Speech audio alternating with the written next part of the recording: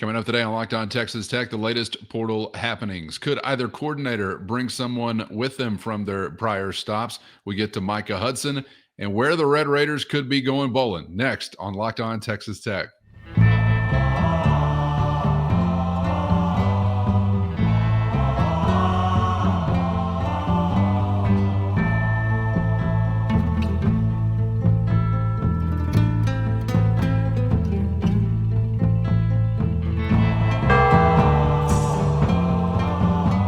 Great to be with you again on Locked On Texas Tech on the Locked On Podcast Network. Your team every day, always free and available on YouTube or anywhere you get podcasts. And thanks as always for making us your first listen. Today's episode brought to you by FanDuel. New customers can place a $5 bet and you'll get started with $150 in bonus bets if you win that first $5 bet. So visit FanDuel.com to get started. With the only Chris Level, I'm Casey Cowan. Chris, great to be back with you.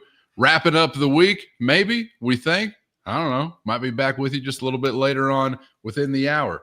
Lunchtime, happy hour, late night Friday night, early Saturday morning. You never know as things continue to swirl in what has been an action-packed offseason for Texas Tech. But as for this here edition, it's Matador Mob Mailbag time, Chris. We have a specific focus, and that is to connect with the people and get into some of what they are rolling around in those old noggins.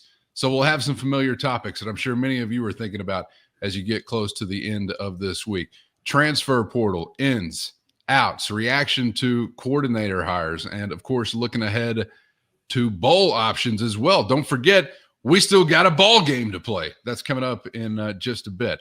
So let's get started here, Chris, and we will get started. I'm just going to say in the general category of the transfer portal, the first question kind of applies specifically to your most recent hire, that being Mac Leftwich, the new offensive coordinator. Had a few asking something similar. Daniel, Sam, and some others chiming in asking about Texas State options, specifically big uglies. The guys up front get a mention as well. But in general, when you're thinking about the new OC, Chris, is there anybody obvious to keep on the radar as far as maybe some that you could persuade to head northwest? Yeah, I mean, I think there could be something there, but I think that remains to be seen because all of these kinds of questions and conversations are based on, well, what are we comparing it to? So there is an offensive lineman I think is there that I'm not going to be surprised if if he gets in the portal. He was previously at Colorado. He fits the mold on potentially something that you would look at, and now that there's even a connection there with Coach Leftwich, but only Coach Leftwich would be able to go yeah or absolutely or hey let's keep him as an option. All of that is because what else is out there? That's really what you want to determine. Is what are our other options? And I think there's a Western Carolina offensive lineman that's getting a lot of traction. That's supposed to be potentially listing Texas Tech as an option for a visit early next week. We'll see kind of what else happens and what plays out, but so I'm not exactly answering the question, but part of it is just an unknown. It's like, yes, sure, there's some possibles or a possible, but there's only so many spots. And like we take this or that or this or them. Do we look at, and that's what you just don't know. All right. Sticking in that category, we had Andrew, Elizabeth, Trish, and Brent, among maybe a few others if I missed them, asking about our guy Micah Hudson. They just want to know, is there a chance Micah Hudson does not wind up entering the portal? And Andrew also asking about what his primary beef is. Do you think this is a more on-the-field issue? Is it an off-the-field issue? Is it some of all of the above?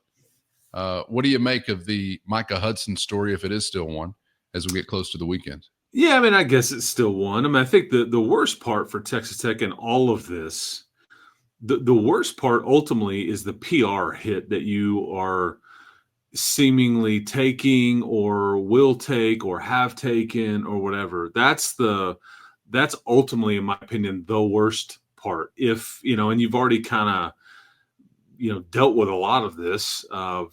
Fans are frustrated. I think fans are curious.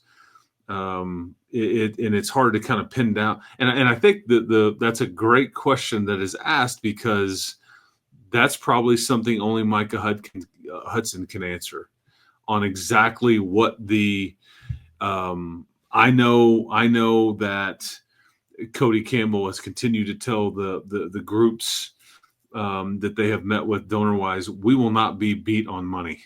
It will not happen as far as like Micah Hudson. So that's not, you can eliminate that as a, and we talked about some of the other NIL deals that he's gotten off to the side, and there's everything like that.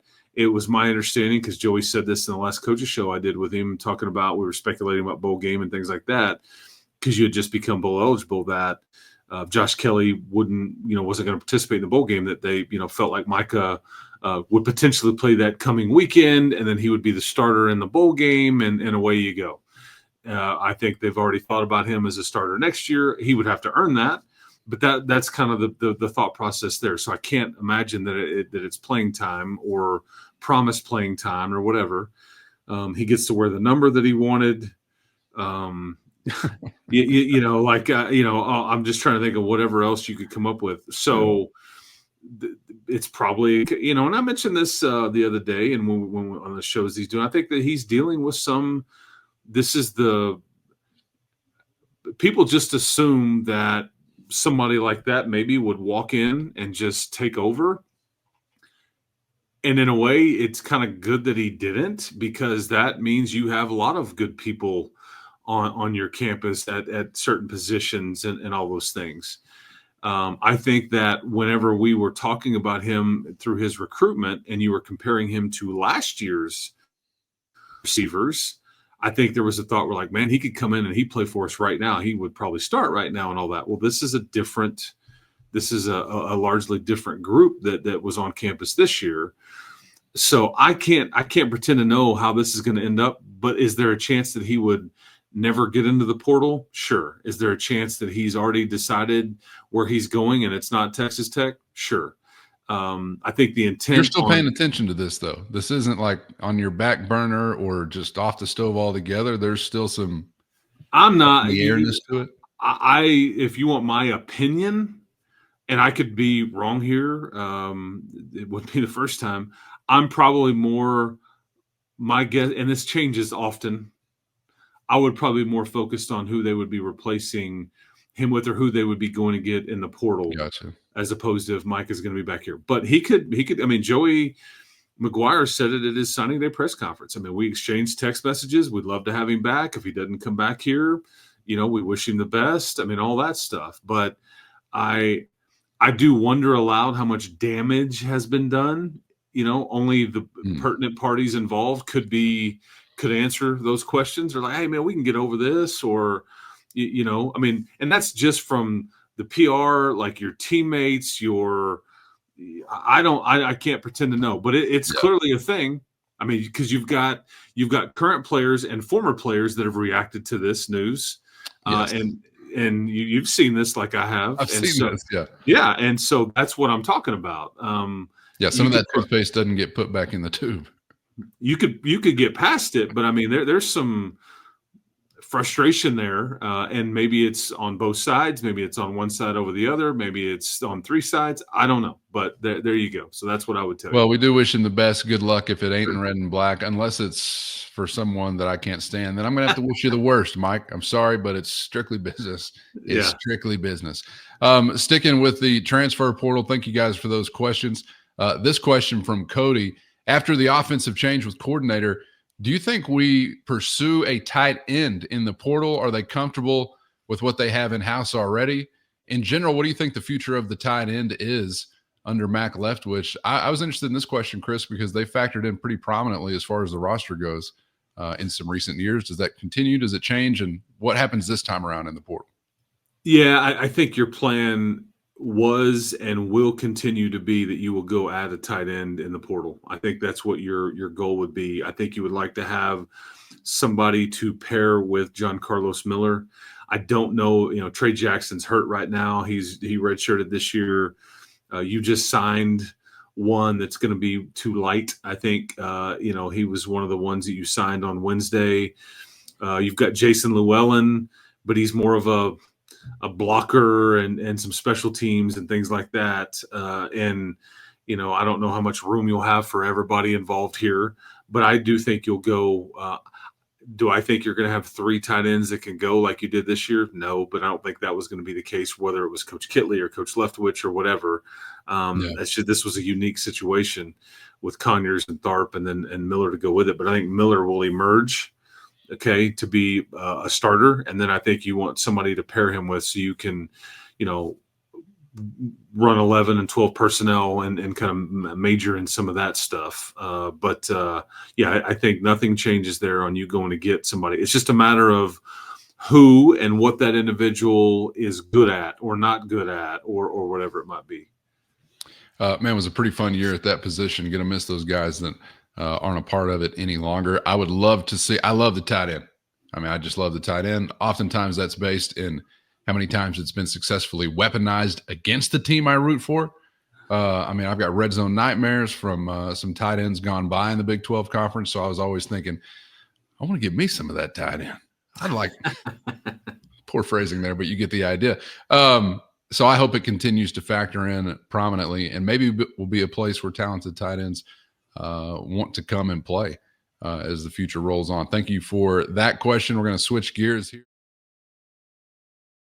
First, today's episode brought to you by Mint Mobile. And I love a great deal as much as the next guy, but it's got to be easy. I'm talking no hoops, no BS. So when Mint Mobile said it was easy to get wireless for $15 a month with the purchase of a 3-month plan, I had to find out if it was really real. Turns out it really is that easy to get wireless for $15 a month. The longest part of the process is spending time on hold waiting to break up with your old phone provider. To get started, go to mintmobile.com/lockedoncollege. There you'll see that right now all 3-month plans are only $15 a month, including the unlimited plan. All plans come with high-speed data and unlimited talk and text delivered on the nation's largest 5G network. You can even use your own phone with any Mint Mobile plan and bring your phone number along with you, as well as all of your existing contacts. Find out how easy it is to switch to Mint Mobile and get 3 months of premium wireless service for only $15 a month. To get this new customer offer and your new 3-month premium wireless plan for only $15 a month, just go to mintmobile.com/lockedoncollege. That's mintmobile.com/lockedoncollege and cut your wireless bill to $15 a month at mintmobile.com/lockedoncollege. $45 upfront payment required, equivalent to $15 a month. New customers on first 3-month plan only. Speed slower above 40 gigabytes on unlimited plan. Additional taxes, fees, and restrictions apply. See Mint Mobile for details. And this question from Jason: with revenue sharing, the contracts with players, I believe, will be public knowledge. Are those kinds of contracts being signed now, or are they to come later? Yeah, I do think they will be public. I think these will, and like the questions that I've asked are, so none of this is going to start until July 1st, technically, whenever you can put pen to paper on a contract with the actual university and a revenue sharing agreement and all those things. To get to this point, though, you've got to go through spring. You've got to trim your roster. You've got to come to an agreement with players. And as we've talked about in this space before, you can, hey, man, this is a 2-year agreement. Hey, this is a 3-year agreement. Hey, this is what we think you're worth, and we're going to increase it, or it's all. And I do think these will be made available to the public because this is a Freedom of Information Act. And my question would always go to, like, what about the private institutions out there, namely like a TCU and a Baylor, that hide behind everything, and they're like, you not get to find out what we do here or we do there and all that stuff, which is interesting. But I think in this case they will have to provide that information too. Can you start talking about these agreements? Sure.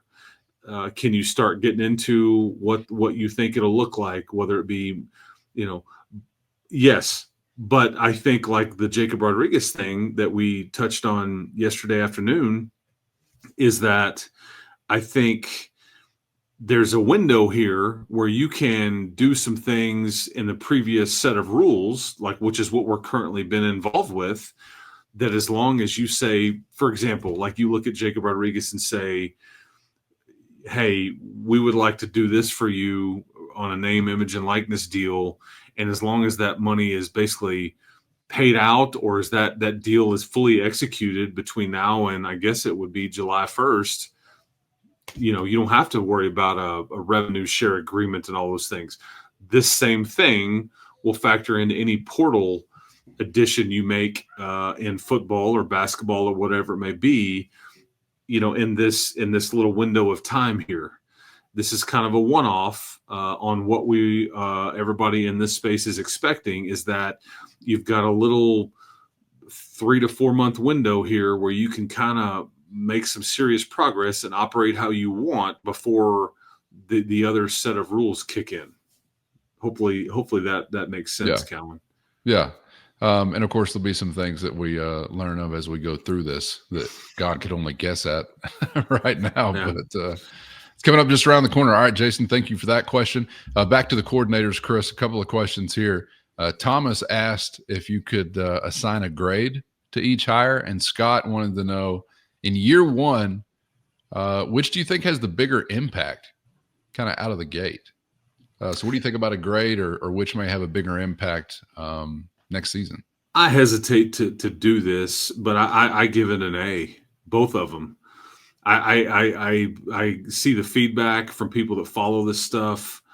I think when you look at statistically where these units ranked, I don't know really how you could it doesn't mean that it will be an A as we watch it play out, but I'm saying at face value, the hires, I don't think you're worried about winning some press conference or anything like that. I think, because here's why I like it.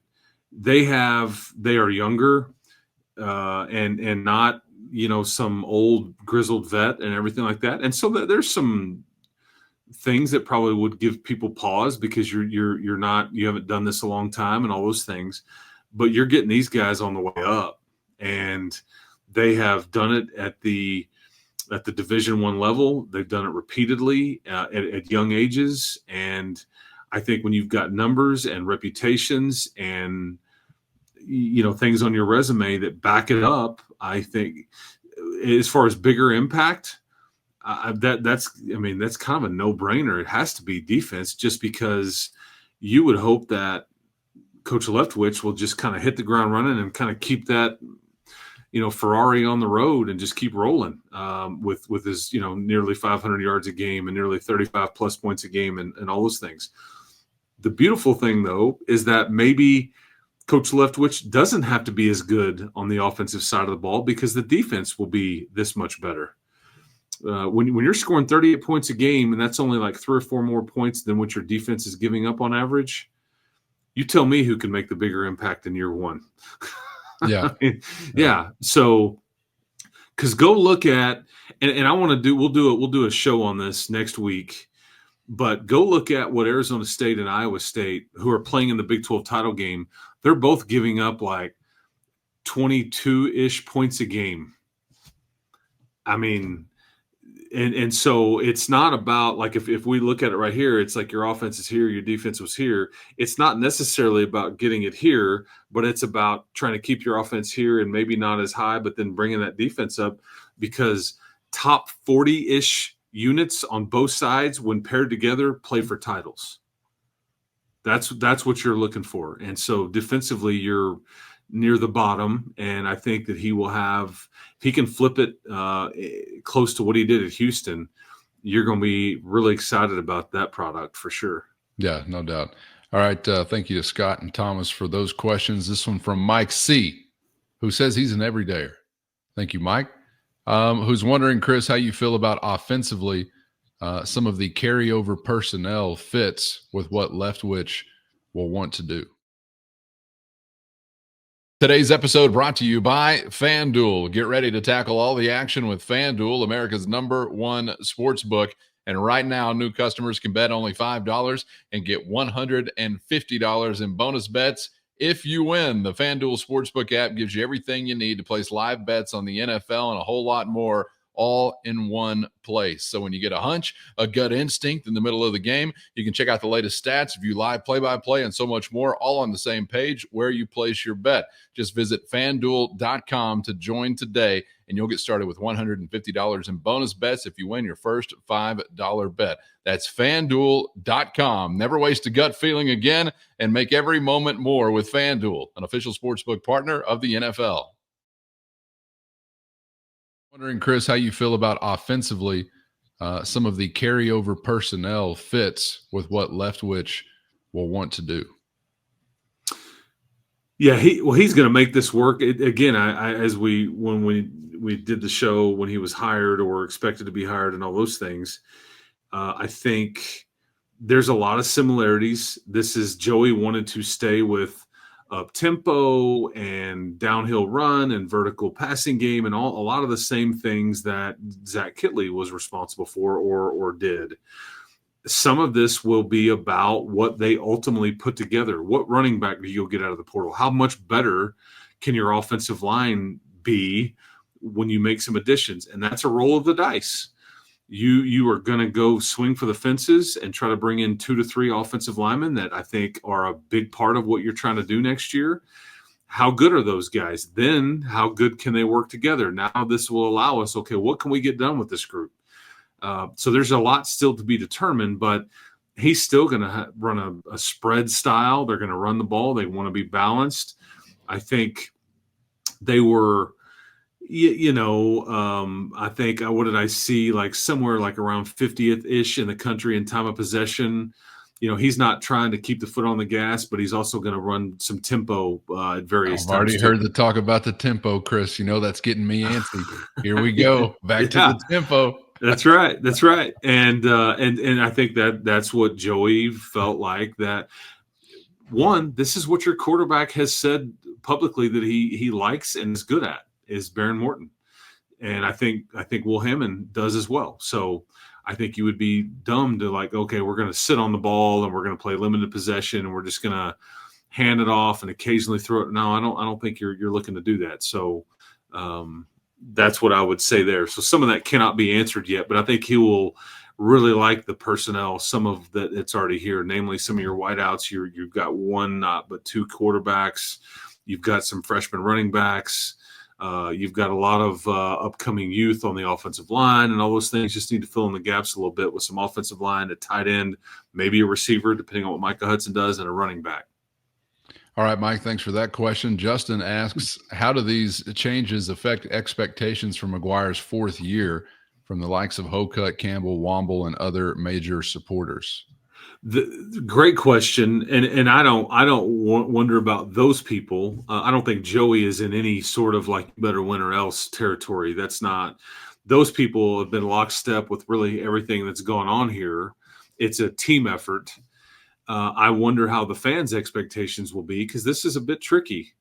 This is a bit tricky on replacing a lot, but I think they tried to make it as seamless as possible. There's going to be more changes on the defensive side than the offensive side. That's one of the parts that I do like about Coach Leftwich. And I could have seen where Coach Leftwich wouldn't have liked it, or whatever candidate would have been like, man, I don't have any say-so in who I'm surrounding myself with.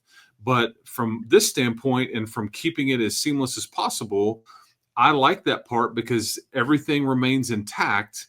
So hopefully it's not wholesale change and it takes a long while for everybody to adapt to a new this or new that and everything like that. So I would think you should be okay there, depending on what you get done on the offensive line.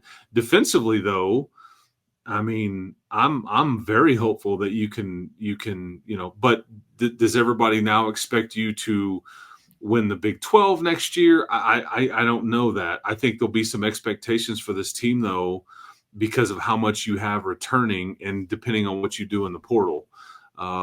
There will be some expectations on this team, and I think that Joey will embrace those.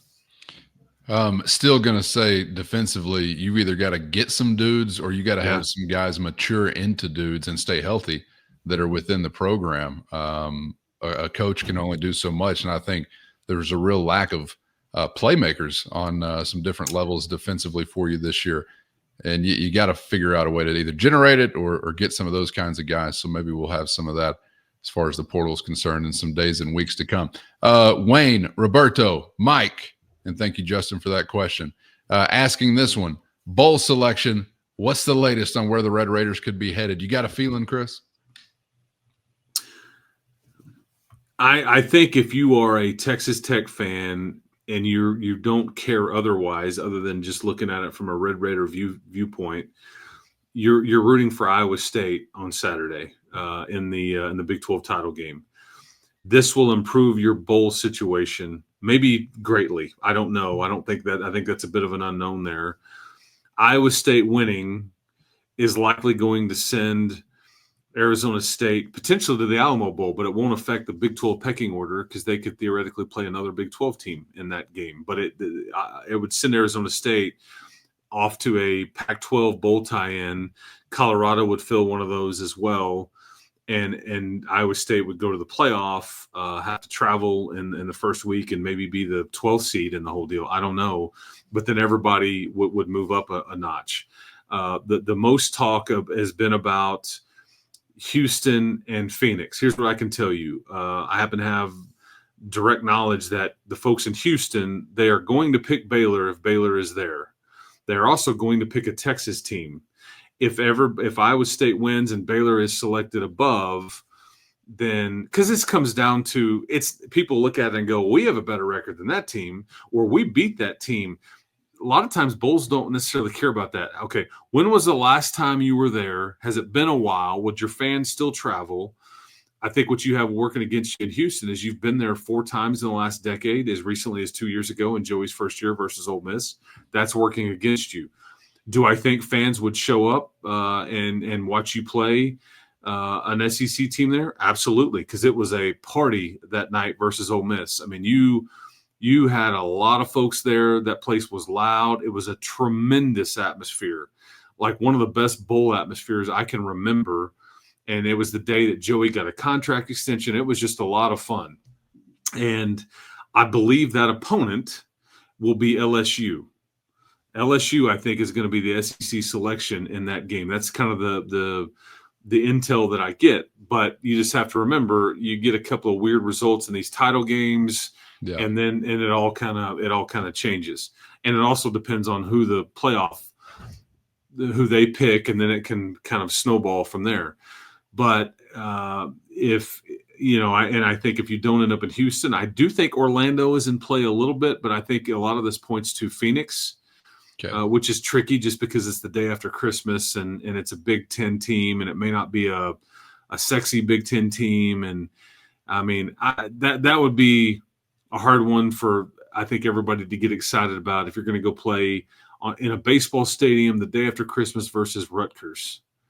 Maybe a game that you can go win, whereas like you go play on New Year's Eve in Houston versus LSU, that might be a tough one to get done, depending on who's even playing for you and all that.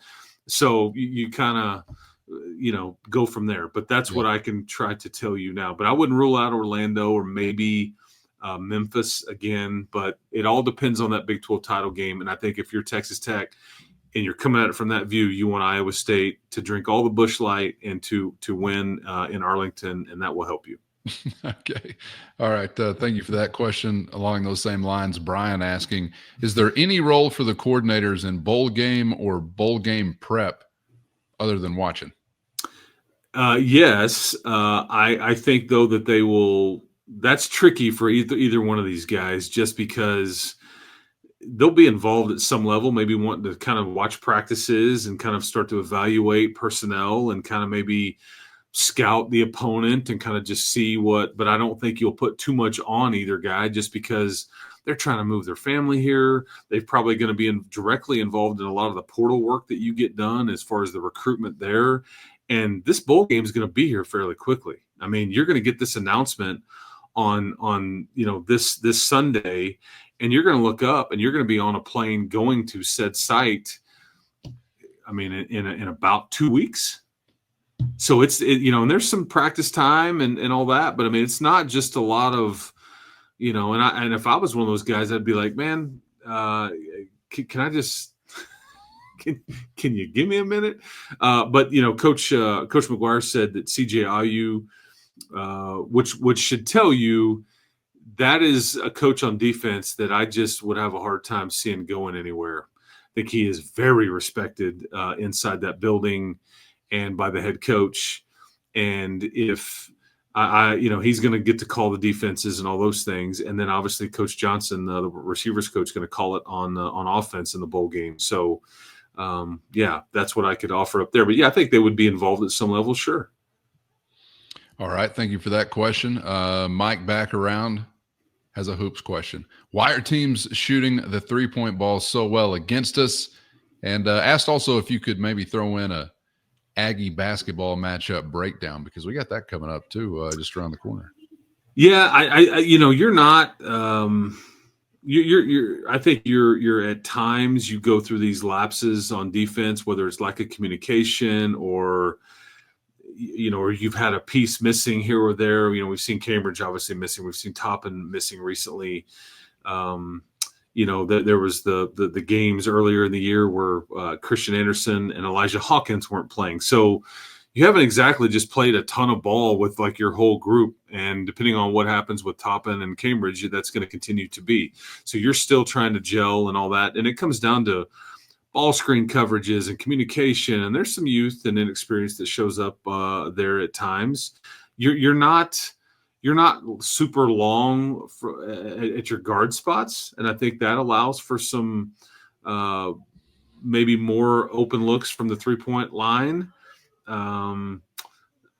But I think that's a bit of a concern, sure. But I think it's just weird because like the most recent game against DePaul, they made 9 in one half and 2 in the other. You got it in you, and sometimes it's just energy and effort and, getting that hand up and where you're playing, who you're playing, all those kinds of things too. As far as A&M goes, this is going to be a street fight. Texas A&M it's not easy on the eyes. Their best offense is getting the ball up on the glass and then going to get it. They are number 1 in the country when it comes to offensive rebounds. They average 17 a game. So their offense is just, like I said, sometimes just getting a shot up and then they just, it's put on the helmet and go get it. And then with the putback, and that's how we'll live. They're a really good rebounding team, and you will have to match their physicality and all those things. And we'll see kind of what happens with Toppin. Wade Taylor and Zurich Phelps are a couple of guards that average in the double digits. Henry Coleman is their version of JT Toppin, although he just averages 11 and 6, but he's a 250-pound, this or that. I can tell you that Buzz Williams will wipe his brow with the towel because he sweats a lot, probably 12 to 28 times during this game. All right. So be prepared for that. This will not be an easy one. If you shoot it well, you'll be fine. If you don't shoot it well, that's going to concern me. And they will foul you. So if you don't shoot it well, you better have a backup plan and being able to get to the free throw line. Because I did because I want to check myself here. They are one of the worst teams in the country at personal fouls per game just because they're so physical. So there's a payoff there that if you'll be aggressive, they'll put you on the foul line. You just got to make those if the shots aren't falling. So hopefully we've given you enough there to have a good feel for what you may see in Fort Worth on Sunday afternoon. All right. Appreciate that question. Uno mas, Chris. This one from Jarrett, who simply wants to know how you handle the emotional swings of the last few days, being he says that it's your job to cover it, but you also know some of these people personally. Yeah. I mean, this has been a week. It may have been the craziest since you and I have done this, and this show's infancy, maybe the craziest week we've ever had together. Is that fair to say? That could be fair to say. Yeah. Yeah. I mean, it's just a lot stacked on top of one another. Yeah, to where you're trying to figure, okay, like, what do I focus on right now? I was trying to get ready for the basketball broadcast, and like the football stuff is just going crazy. In the middle of the basketball game, you're getting pictures from somebody that from a potential coaching hire at a restaurant. and then I've you find out that Zach Kitley is going to leave, and he's there's a guy named Brandon Lee that's on the staff that was on the strength staff for football for the last 4 or 5 years, and he was on the strength staff whenever we went to the Final Four on the basketball side of it. Love that guy. Run through a wall for him, and I didn't even know until we got into this week. I was like, he was going to go with Zach, and so those are hard. Yeah, I'm sure. I mean, I see these people. You travel with them, you watch them try to, do their jobs and promote Texas Tech, and you're in the war with them a little bit. And so, yeah, but that's just part of the business. But I never get used to it. You don't. And there's a lot of people that are affected here. And, Coach DeRuiter, spent a lot of time with Tim, and that's not a lot of fun. I think the guy knows football. He coaches good defense. For whatever reason, like I said, it just didn't work here. But then you're kind of curious and interested to see what Coach Wood and Coach Leftwich and those guys, what they bring to the table. So, it's just a lot of moving parts and all on top of each other. And we try to do the best we could. I know you would echo those sentiments, Cowan, and we'll just part of the gig, man. But never before has the part of the gig all like been in this giant blender with the button on at the exact same time like this right now. But this is the way the rules dictate. Because I'm what I thought about too. I'm like, how boring would it be if you were Arizona State or Iowa State this week? They're just getting ready for a football game. Meanwhile, everybody else is just dealing with absolute chaos. I wouldn't mind trying just getting ready for the conference championship game once, maybe next year. But you know what I meant. Yeah, you know what I meant. Yeah. The teams probably don't have much of a problem with it. Maybe the podcast hosts are bored. I don't know, but true. Yeah, it's been a wild one, but appreciate everybody for riding through it with us. And Chris, appreciate a little time today to take a look in the Matador Mob mailbag. If you want to become a Matador Mobster, hit the show notes. Find the link there for a free 14-day trial. It's your direct line to Chris and myself with one-on-one text sent straight to your phone. This is just the stuff we share with everybody else, but basically Chris and I live within an ongoing round-the-clock Matador Mob mailbag because these lunatics can holler at us at any time. So just keep that in mind. This is just a portion of the correspondence between us and the Matador Mob, right, Chris? But I know you enjoy it, man, and we enjoy your insights, so thank you. And there's been times where I feel like I've cut loose and I can, go back and forth, and I think, oh, it's way too late or it's way too early, and I don't know how that. I don't want to. Yeah, you don't want to be that guy. They're both ends of the spectrum, man. We're getting them late. We're getting them early. We're getting them from South Korea in the middle of the night. Yeah, that's exactly right. On Texas Tech Global. yes, but and I would also offer up too that we're not at the end of the chaos here. There's still quite a bit more to come on kind of the various phases here. So we'll leave everybody with that. I still think your coaching staff is not in place. Your roster is certainly not in place.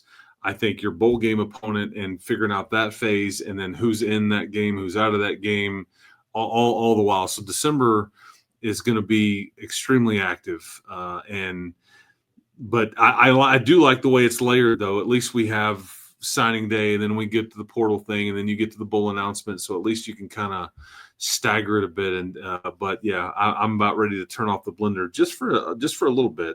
Then we can turn it back on, I guess. Over the weekend, maybe.